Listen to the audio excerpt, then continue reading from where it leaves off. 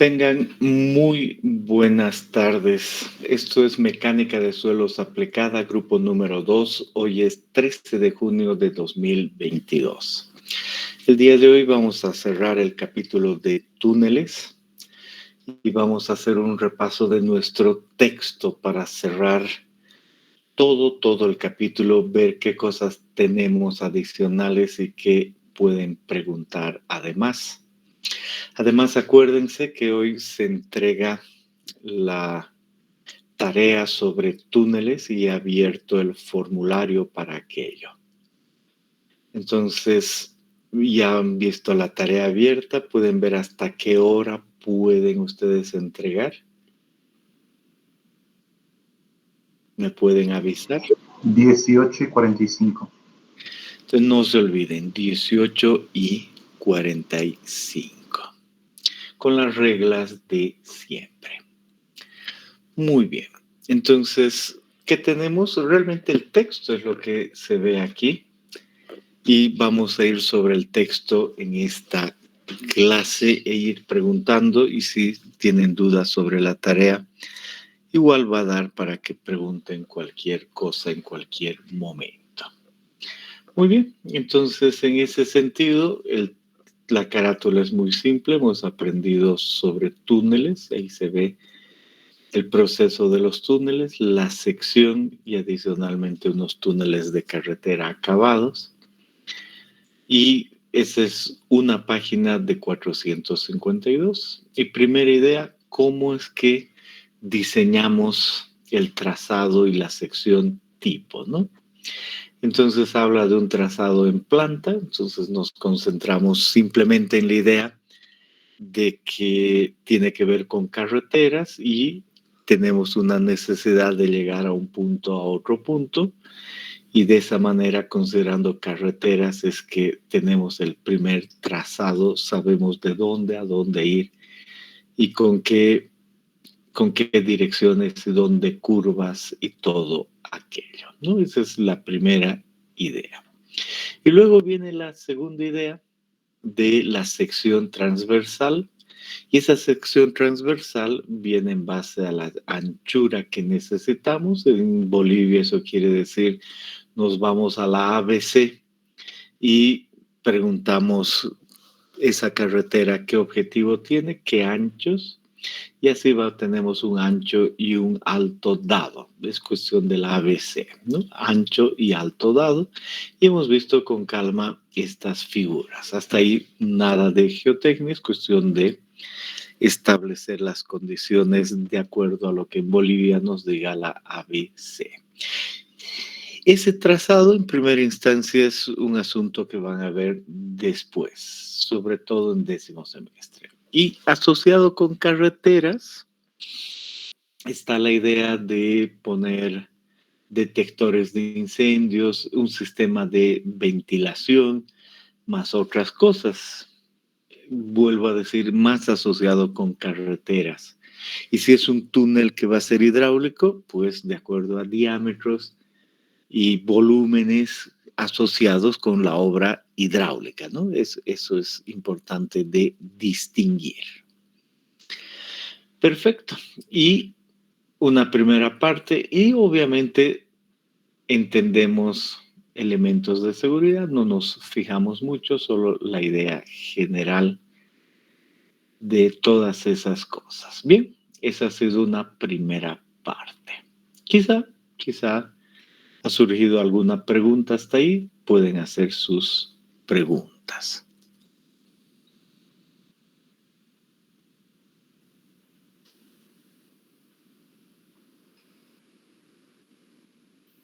Bien. En una segunda etapa, pues hemos visto las secciones de un túnel típicas, hemos aprendido cuáles son las partes, la variación con lo que representa carretera, un túnel ferroviario, y a continuación hemos dicho, hablemos de geología en forma muy general, qué ideas puede tener un geólogo, Y por supuesto son varias páginas, pero nos quedamos tranquilos dando la definición de cuál es el techo, cuáles son los hastiales y que se necesita básicamente en idea de geología evaluar si lo de arriba y lo lateral es estable, ¿no? Entonces de ahí viene en cuanto a geología y la idea de qué hacer.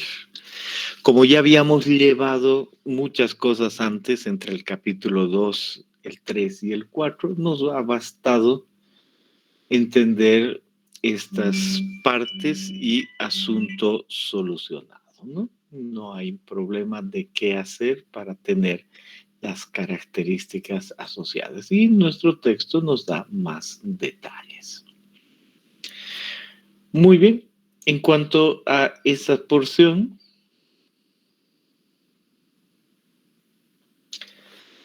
quizá ha surgido alguna pregunta mientras yo veo el asunto de la asistencia.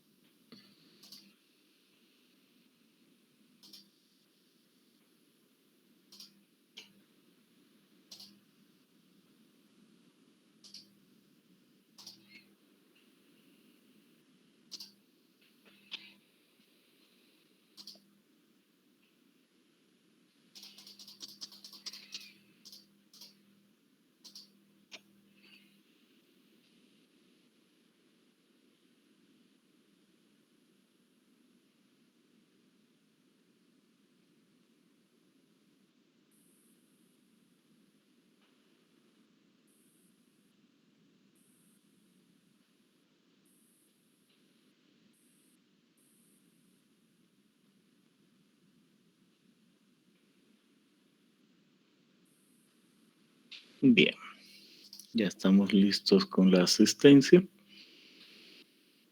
y seguimos adelante. Bien, después en nuestro texto hemos entendido que si hablamos de geología, lo importante que es saber la cantidad de agua que puede haber en ciertos sectores, el saber si se pueden formar cuñas, el no ir a través de un anticlinal, qué sucede en un sinclinal, pero hemos pasado rápidamente, solo es cuestión de una idea general y después que hay que tener cuidado, ¿no? Eso hay que saber, pero eso es un trazado, se puede decir. Y nos quedamos tranquilos. Eso es algo con una primera parte, ¿no? Y pasamos rápidamente, hemos hablado un poquito del cuidado que hay que tener cuando hay agua, con las presiones más altas en uno, en otro lado, y tranquilos. Muy bien. Y luego hemos hablado de la excavación, ¿no? En excavación hemos hablado de la perforación y voladura. Hemos visto algunos videos asociados con perforación y voladura, qué controles deberíamos tener nosotros, la idea general de cómo definir el número de taladros, la carga específica, dónde hay que poner, qué es un cuele, ¿no? Idea general. ¿Cuál es el equipo que se utiliza? Y si bien no son expertos, si ustedes empiezan a trabajar en un túnel, pues se pueden defender, ¿no? No es que van a empezar a trabajar siendo el superintendente de obra, sino que van a hacer algunas cosas y con todo lo visto se pueden defender, entienden métodos. Y muy especialmente hemos dicho, para poderse defender, no es que se vuelven expertos en voladura, pero para poderse defender, vamos a ver esta otra parte del texto de voladura de rocas. Y en una clase hemos hablado del detalle, del detalle rápido de algunas de estas consideraciones.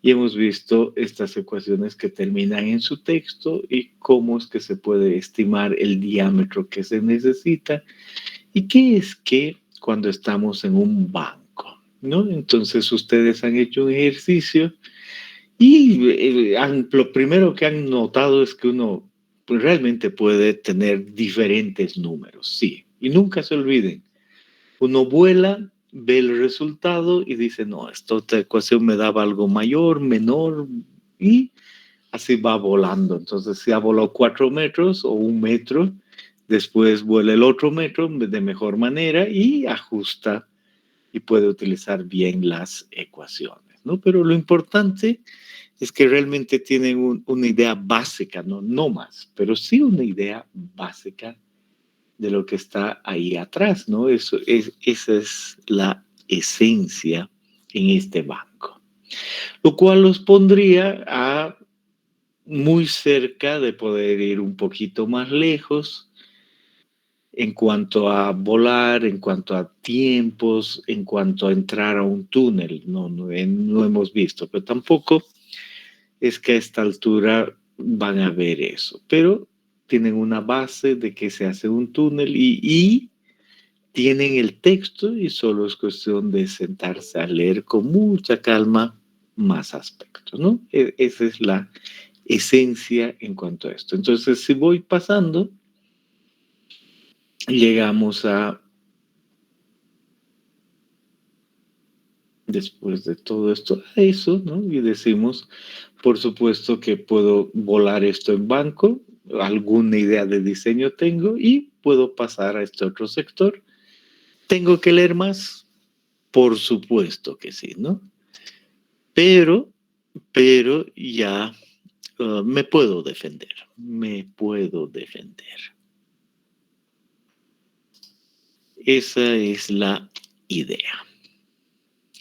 Entonces, parando ahí, sin haber visto y para leer a futuro y en base a un primer ejercicio, quizá quieren hacer algún comentario, pueden hacerlo.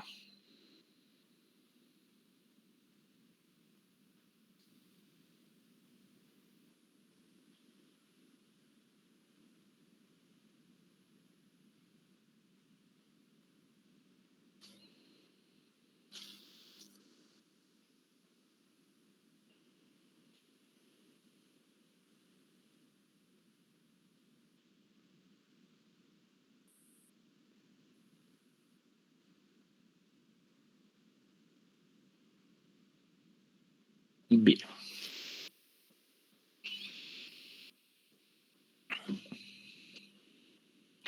Entonces ahí hay mucha más información que por supuesto no entró en examen y es solo información para que sepan qué se puede hacer. Y no todos van a entrar a un túnel en su vida, quizá ninguno de ustedes, pero es parte de la ingeniería, quizá varios de ustedes, dependiendo, ¿no? No vamos a decir más, no hay problema, pero sí saben que se maneja aquello. Y eso es la voladura.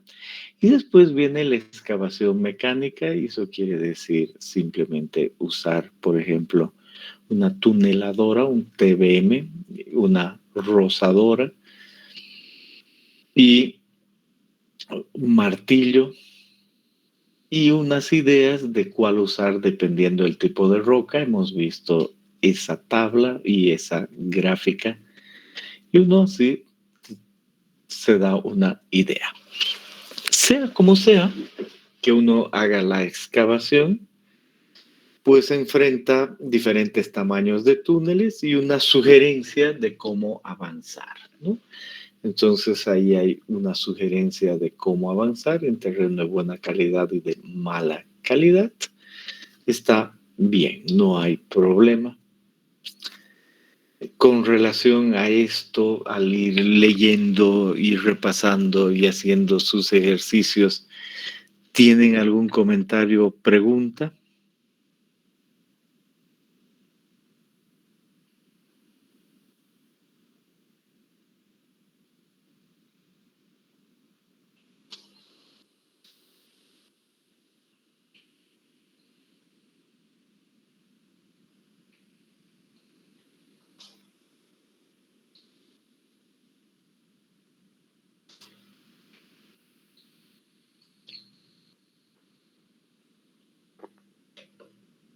Bien. Y después está la idea del sostenimiento, muy, muy importante el sostenimiento. ¿Por qué se pone sostenimiento? El nuevo método austriaco detrás de esto y la acción, cómo funciona el hormigón, cómo funcionan los pernos, las cerchas. En esencia hemos visto aquello y detalles del hormigón proyectado, y lo cual representa no geotecnia en sí, pero sabiendo tecnología del hormigón, uno puede tener una buena idea de lo que representa el hormigón y la pequeña variación, ¿no? Y el gunitado, cómo se pone en obra por vía seca, por vía húmeda, y uno elige entre uno y otro, ¿no? Eso es lo que hemos estado viendo y lo que significa el refuerzo del hormigón, que pueden ser fibras o pueden ser mallas, ¿no? Básicamente. Y por supuesto, siempre hay un poquito más de información. Con relación a esto del hormigón, ¿alguna pregunta?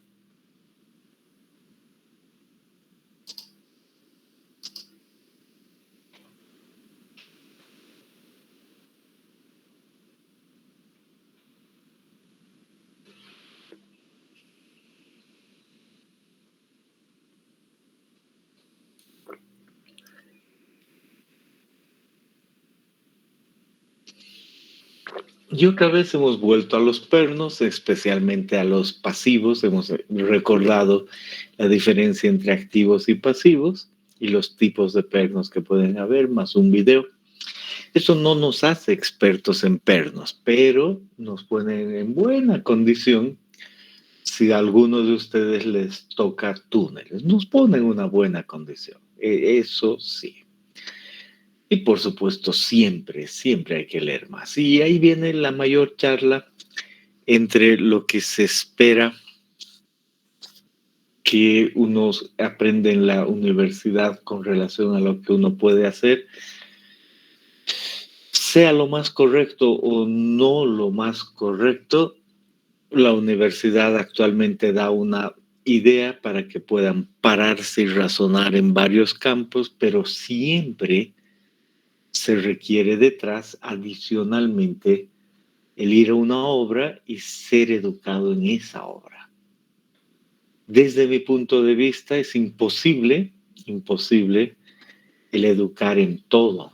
Simplemente uno tiene que tener una idea general y unos caerán en el tren metropolitano, otros caerán en los túneles de Misikuni, otros caerán en una carretera en algún lado, ¿no? Que son obras civiles, otros irán al campo de edificios, otros simplemente no querrán saber nada de esas cosas y entrarán uh, ¿qué estoy pensando?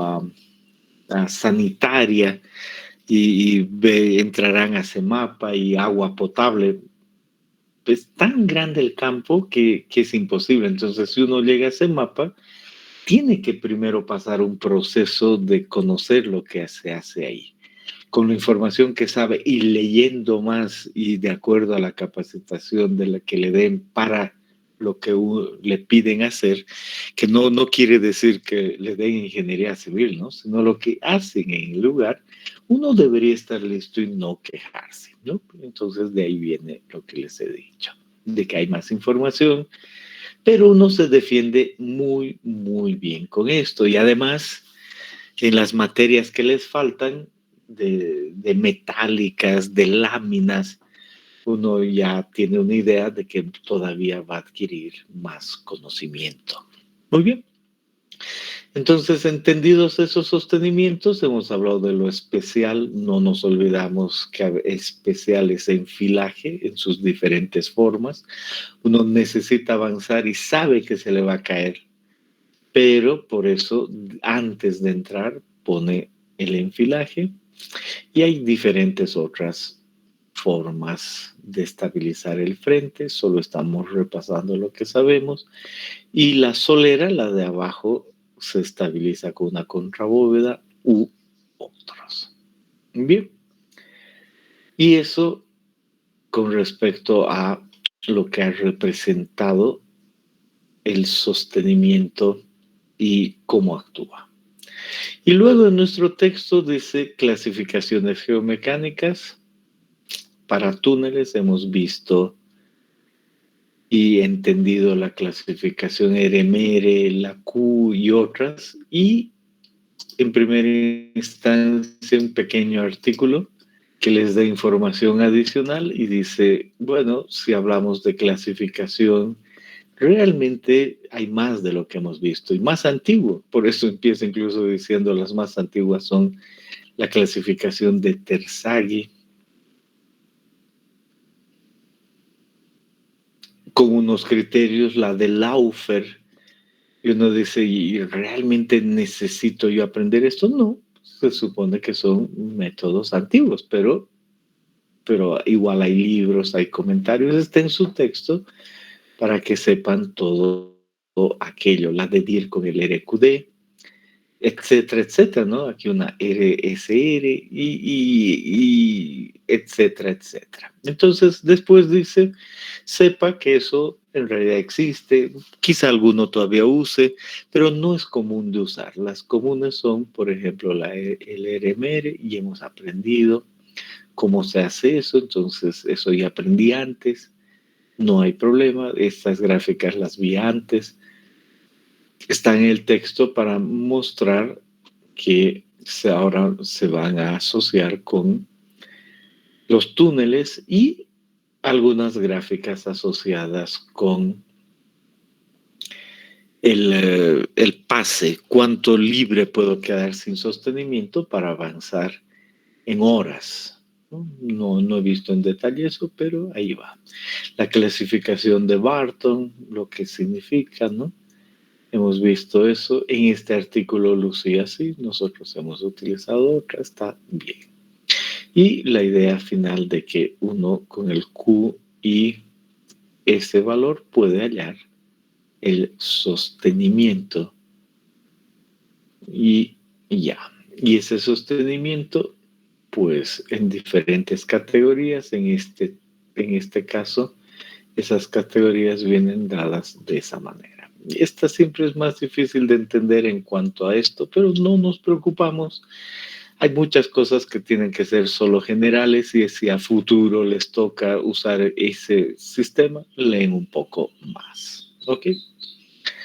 Muy bien. Entonces, esa una primera parte en cuanto a las clasificaciones, mucho que solo pasar rápidamente.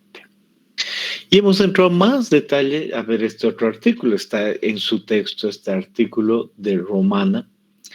Y ahí hemos visto con más calma lo que sugiere Romana. Dice, Wieniawski estaba bien, me gusta, pero las categorías eran muy amplias. Ahí está Wieniawski. Vamos a hacer una división esta de acá y al verla la reconocemos. Y a través de eso unas recomendaciones y una tabla muy práctica, muy práctica. Esta de acá y la anterior que nos permite tomar decisiones. Muy bien, con relación a este sistema, quizá tienen alguna pregunta, algún comentario que les haya surgido. Este es muy buen momento.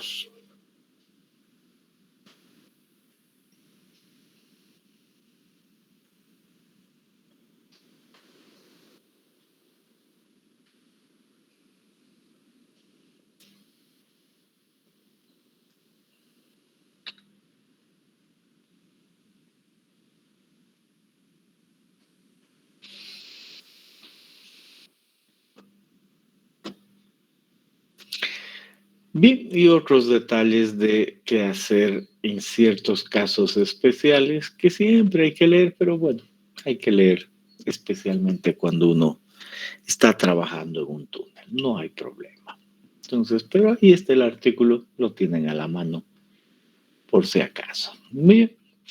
Y luego hemos dicho, en el tiempo ha sido mejorada la clasificación por Palmström y el artículo traducido de Palmström lo tienen ahí y hemos visto en qué consiste, cómo es la clasificación, cuáles son los parámetros, ahí están las tablas y el proceso para llegar a lo que es ah, ¿qué se dice? La clasificación, ¿no? El sostenimiento. ¿Qué es ese? Siempre hay que ir con calma, pero al ustedes hacer estos ejercicios, evidentemente han ido con calma. Siempre, siempre hay la idea de que uno puede, le falta algún dato y uno estima entre un máximo, un mínimo, un promedio, ¿no? No cabe ninguna duda. Puede. Y va a variar, pero entre un cierto rango y ayuda a diseñar el sostenimiento. Y como son varios métodos, normalmente uno se sabe todos, está perfecto. Y hemos visto cómo utilizar eso de una manera y, por supuesto, si cambia mi roca y no está diaclasada, hay más cosas que leer. Ay, pero estoy tranquilo con lo que he visto. Con relación a este método, ¿alguna pregunta, el de Palmström?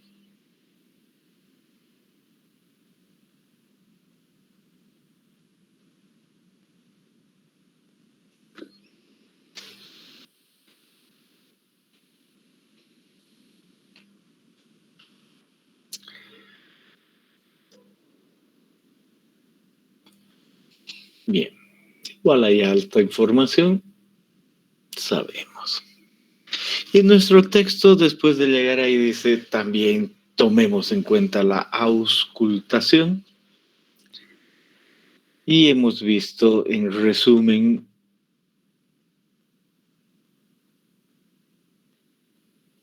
esta gráfica y hemos ido con calma, más fotografías de equipo y todo. Las convergencias, los hitos de nivelación, los inclinómetros, los extensómetros y las células de carga y de presión, ¿no? Por supuesto, tampoco somos expertos, pero ya tenemos una muy buena idea. Podemos pararnos en cualquier sistema, estar trabajando. Siempre hace falta leer un poco más para llegar a una decisión final, pero lo que sabemos nos ayuda en cuanto a instrumentación y para qué es que no nos preocupamos. Hemos visto mucho con respecto a esto. ¿Alguna pregunta con respecto a la instrumentación, la auscultación, pensando en esa foto y cualquier aspecto?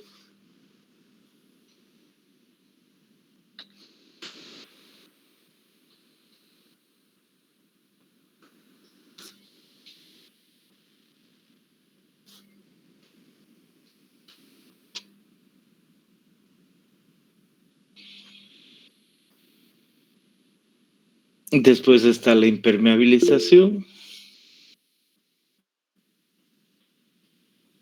Y en cuanto a la impermeabilización, hemos visto lo que eso representa. Y luego el revestimiento, eso ha sido la última clase, hemos entrado a varios detalles. Y cuándo elegir un revestimiento, más siempre algunos detalles adicionales, unos números.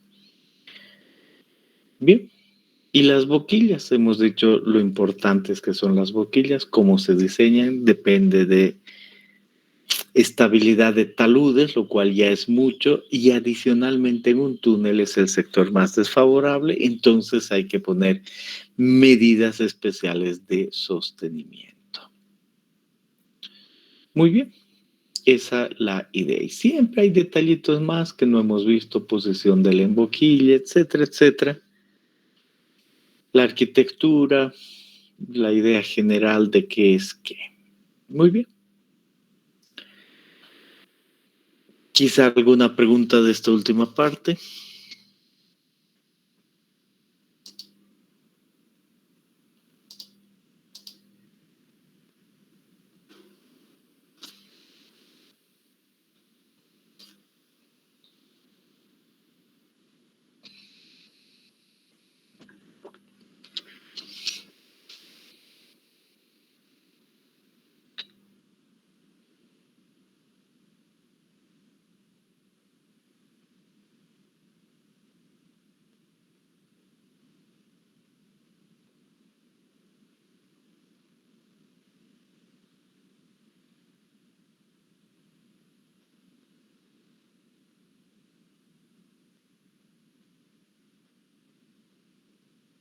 Bien. Y después, ¿qué otra cosa hemos dicho? Hemos hablado de las cuñas y en las cuñas hemos hablado sobre las cuñas que se desprenden, cómo calcular el volumen, las cuñas que se deslizan. Y si bien hemos hablado de, es lo mismo, por supuesto el rato de estar haciendo eso uno sufre mucho más, pero los conceptos han sido dados, no hemos hecho un ejercicio específico sobre eso, pero nos quedamos tranquilos en cuanto a lo que representa hallar las cuñas, en cuanto representa cambiar los hastiales, sabemos cómo hacer eso. Es lo mismo, solo que con una rotación de capítulos anteriores, ¿no? Esa es básicamente la idea. Quizá a esta altura ha surgido alguna pregunta asociada con esto de las cuñas y pueden hacer cualquier pregunta.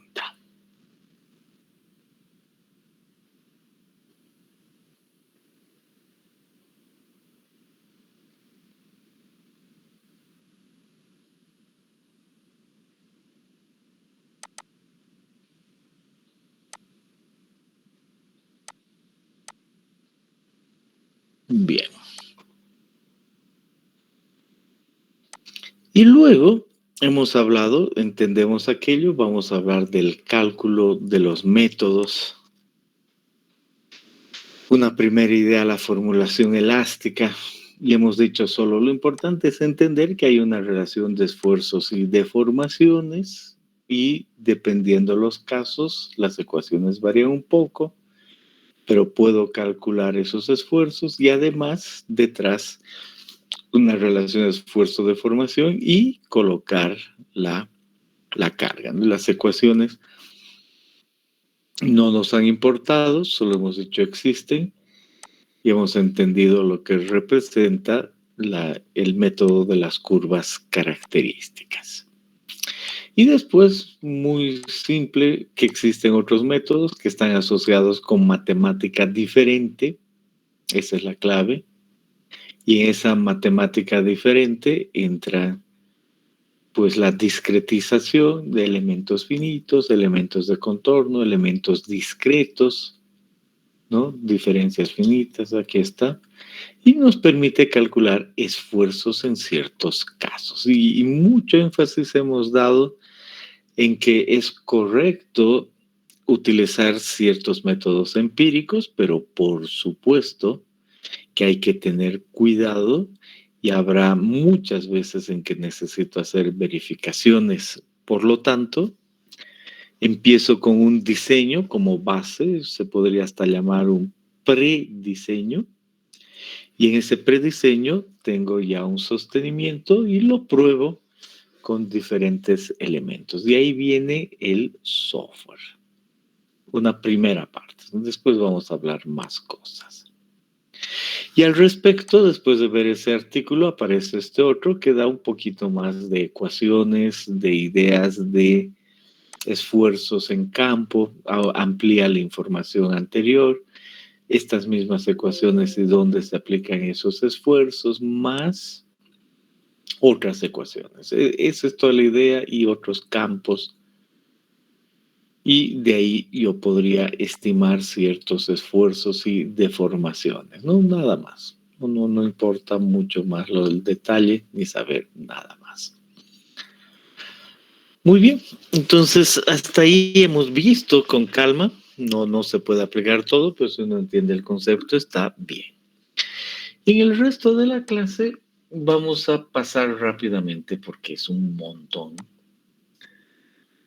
de lo que representa esta otra parte. Dice, clase número 7 de túneles, formulación teórica, alguien de la Universidad de Los Ángeles, ese alguien le reconocemos todo el mérito y le agradecemos.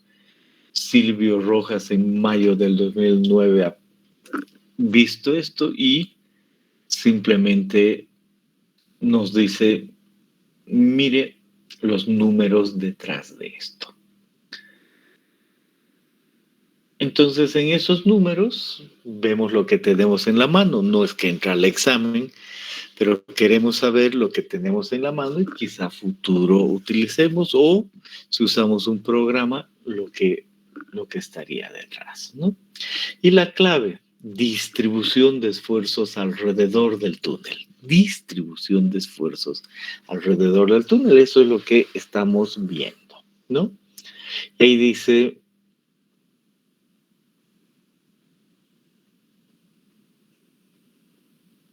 primero, se estima a través de la teoría de elasticidad. Por lo tanto, los resultados están sometidos a objeciones. La masa del suelo roca está siempre en un estado de esfuerzos constantes y supongo, pues, a veces uno no hace esto y no es que sabe todo.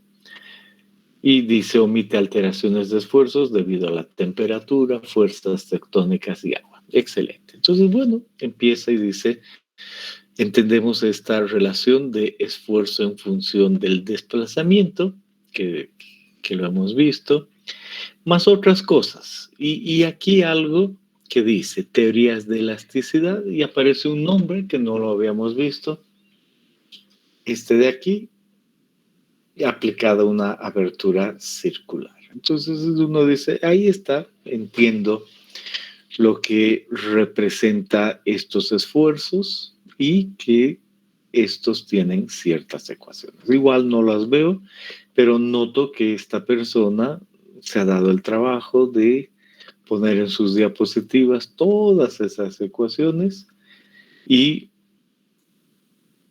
hay diferentes casos. Eso está en nuestro texto. Entonces uno tiene que leer mucho más, sí. Pero, me dice aquí, hay un ejercicio, es específicamente un túnel, el túnel de Valencia, creo. Y en ese túnel hace un análisis para que ustedes sepan que tienen eso en la mano, no porque entre en el examen ese cálculo, de con esas ecuaciones qué esfuerzos puede uno tener y hace el análisis a ciertas distancias de unos y otros esfuerzos para analizar a futuro, ¿de acuerdo? Nada más, no nos preocupa ahora lo que hay, pero es información válida para futuro. Con la teoría de elasticidad, lo que realmente hemos visto y que además hay programas que hacen aquello, excelente. Entonces aquí explica unas otras cosas, porque es mayor, menor, esfuerzos, etcétera, etcétera, etcétera, ¿no? Que sepamos que está en nuestro texto y varias páginas de aquello, ¿no? Bien, ahí estoy tranquilo, varias situaciones que me habla de esfuerzos. Y ahora aquí dice, bien, voy a cambiar esa mi teoría a lo que se llama teoría elástica plástica, el criterio de rotura de Mohr-Coulomb detrás y los esfuerzos que puede haber, ¿no? Entonces, esos esfuerzos ya son otra teoría, entonces va a cambiar la situación y estos otros esfuerzos igual tienen sus propias ecuaciones, sus propios autores y hace el análisis de cuándo debería extraer uno, de aquí dice cuándo se considera la cohesión, varios detalles que aparecen acá, ¿no? Esa es la idea. Muy bien, entonces no nos preocupamos más. Habría que hacer un análisis más detallado, pero se entiende que uno puede calcular esos esfuerzos con las ecuaciones necesarias en diferentes estados, ¿no? Eso es realmente lo que queremos entender que está en nuestro texto. Y si ustedes buscan otra información, está bien, pero al menos sepan que eso es lo que está en su texto. Ese es el punto con relación a todo aquello. ¿Ya? Ahí no me preocupa más otros sistemas, ciertos esfuerzos que van a ir, por supuesto, variando, ¿no? Y después dice, ok, la teoría de la elasticidad está bien, el elastoplástico está bien, pero por supuesto que también se puede aplicar la teoría de plasticidad. Y en algunas partes habíamos visto teoría de plasticidad, rotura elástica, elastoplástica. Y aquí viene el criterio de rotura de Hooke y Brown. Y uno dice, pero yo he llevado eso, solo que no sabía que estaba asociado con esto. Entonces otra vez nos hace recuerdo las ecuaciones. Uno dice, yo he llevado eso en el capítulo 2, sé de qué se trata y estos valores de M para diferentes tipos de roca, entonces la ecuación la conozco y se explica todo aquello y por supuesto uno puede estimar los esfuerzos asociados y dice elasticidad, más otras cosas, no vayan a creer que yo sí he revisado esto a detalle, solo la idea general y ahí uno incluye más cosas. Sigo pasando y, por supuesto, igual esfuerzos alrededor, esa es la clave, ¿no? Pero en otra condición. Bien, entonces sigo pasando. Ahora aquí me dice, existe en nuestro texto aplicación del criterio de rotura de Hooke y Brown en la determinación de las curvas características del terreno. Entonces digo, muy interesante, porque estas curvas pueden venir de solo algo elástico, elastoplástico, o puede venir de esta teoría. La clave, el concepto es muy claro, pero necesito yo poner ecuaciones acá diferentes. Y ahí viene lo que ya sabía sobre estas curvas, los esfuerzos, hay siempre más cosas, pero ahora especialmente con estas ecuaciones, estimaciones de desplazamientos, valores que uno dice ya, con mucha calma podría, pero con muchísima calma y mucho más tiempo, ¿no?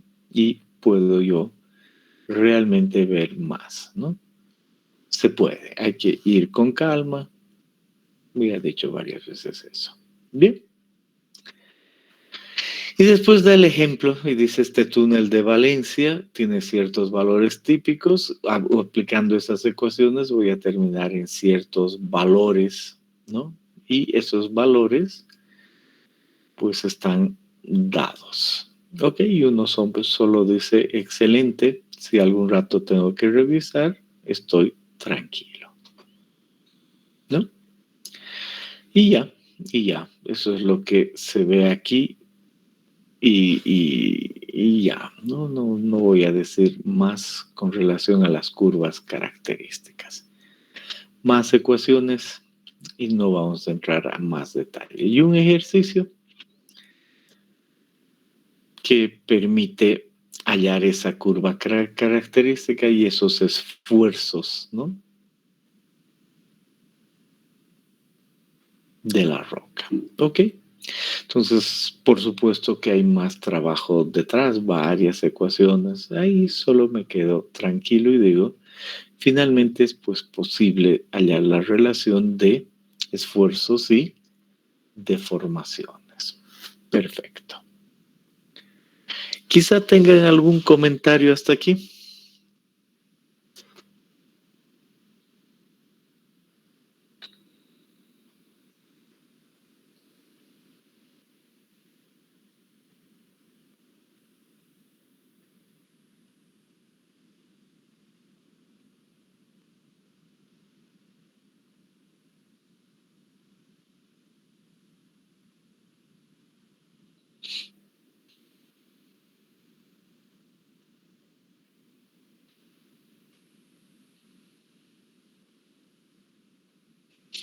Bien, y finalmente dice, y la otra porción se puede introducir, o sea, dice clase 8 cálculo de túneles, y aquí dice curvas características del sostenimiento.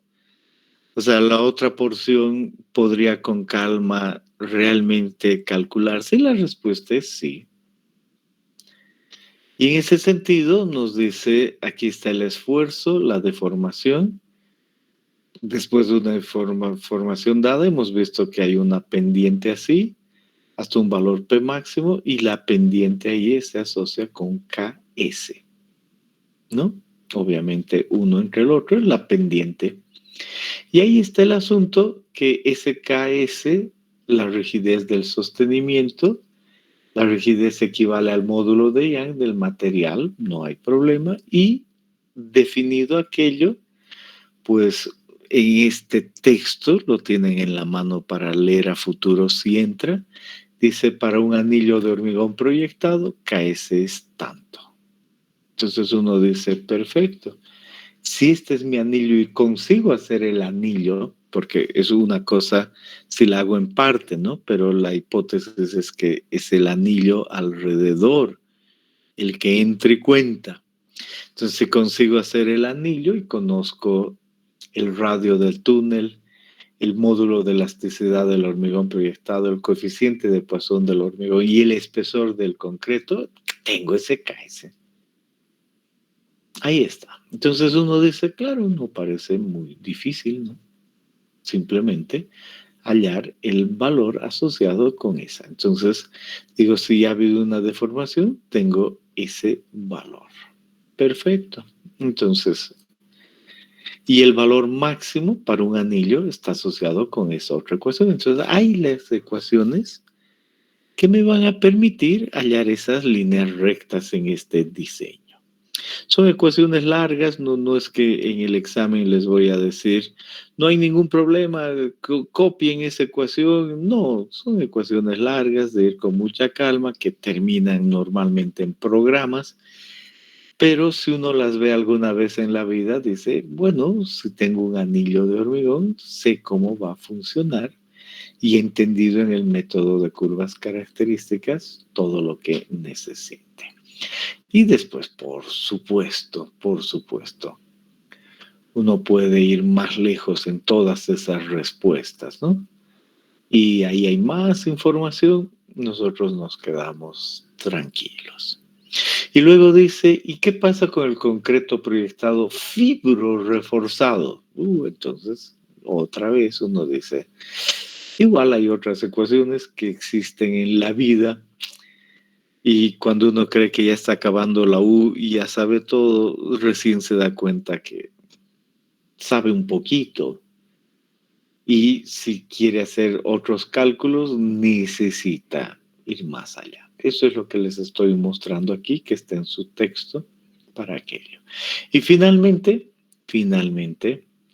uno puede hacer los cálculos de esfuerzos, de formaciones, y a través de eso tiene lo que aguanta el soporte y debe ser igual a lo que actúa y ahí toma las decisiones. Eso es lo que hemos entendido, ¿no? Básicamente, ¿no? Y ahí ya no me preocupo más. Siempre más variaciones y detalles de lo que representa. Y eso. Solo veo rápidamente que hay harto detalle en un túnel en estas porciones. ¿Bien? Por un lado, en cuanto a esfuerzos, a ustedes se puede reducir a entender una idea general y usar un programa, pero además necesitan algo de estructuras metálicas y láminas para diseñar bien. Pero finalmente el concepto, este de acá, les ha quedado claro y vemos el montón de ecuaciones y casos que podrían haber detrás, ¿no? No me preocupa más. Bien, y así sigo pasando, falta poco, pero para ver toda la información adicional. Ahí me basta decir que puedo ver aquello. Más otras teorías, ¿no? O sea, larga es la historia que todavía uno no sabe. Pero paso rápidamente y termino diciendo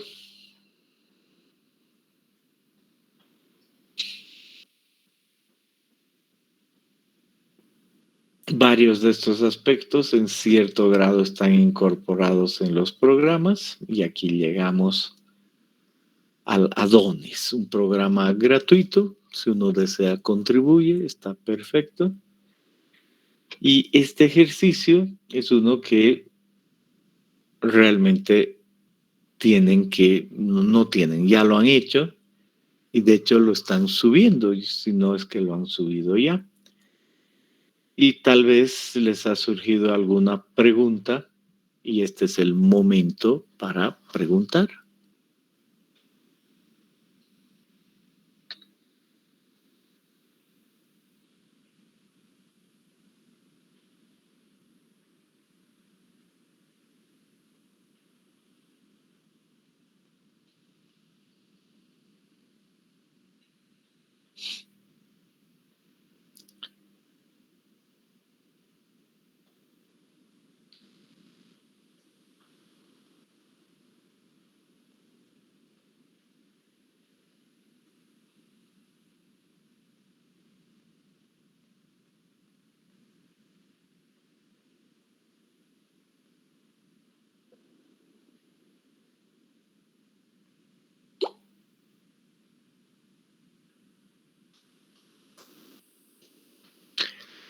Bien, y ahí también vamos a ir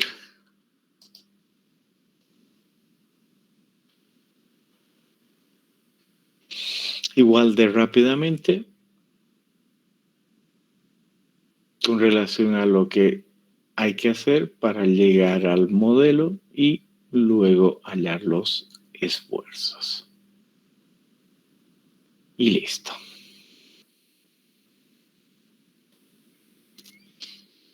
Y eso es todo túneles. Entonces es una combinación en que uno sabe mucho, hágame caso que saben mucho,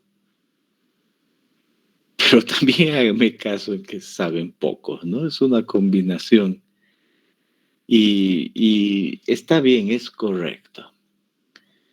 Si pensamos en otras universidades, no hay rocas en otras universidades. Entonces ustedes sí están listos para empezar en cualquier trabajo. Y ya han visto hartas cosas, pero no acepten el primer día encargarse de todo. Acepten hacer hartas cosas bajo la supervisión de alguien más y van a poder ir en buen camino. Hecho. Entonces ese es un primer punto que queríamos recordar. Queríamos entender para cerrar esto. Y el segundo punto a recordar está asociado con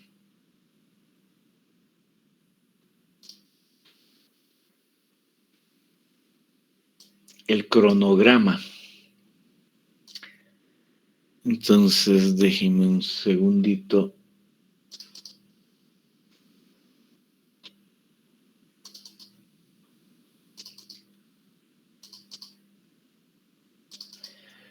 Ver el cronograma. Ahí está el cronograma. Y vámonos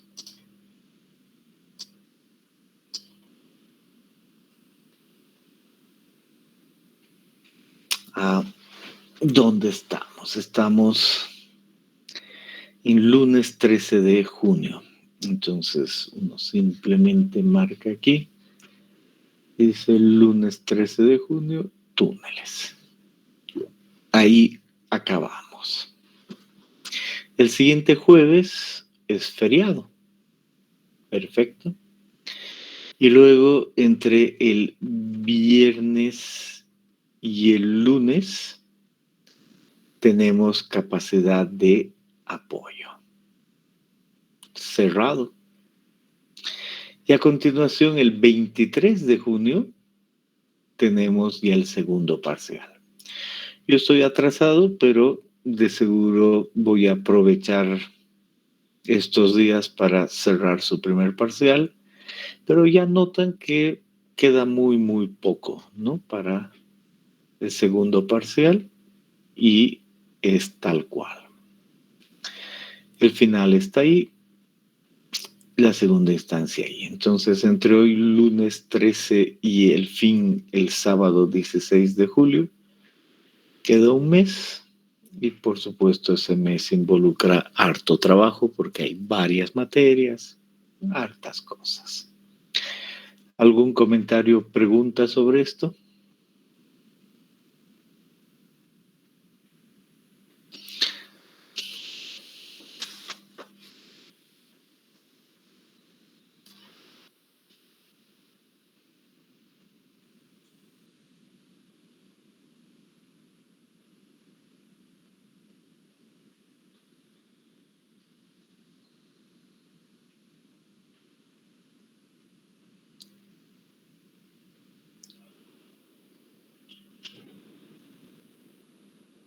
Bien, ya les voy a avisar cuándo es que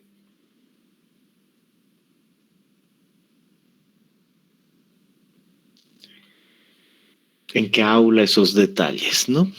Ya es hora de reservar. Muy bien. Entonces, con eso dicho, quedamos tranquilos. Así cerramos túneles. ¿Alguna pregunta hasta aquí? ¿O algún comentario final? No se olviden subir sus ejercicios, ¿no? Que no se les pase. Si no hay ninguna pregunta, los veo el viernes, ¿no? Hecho. Perdón, ingeniero.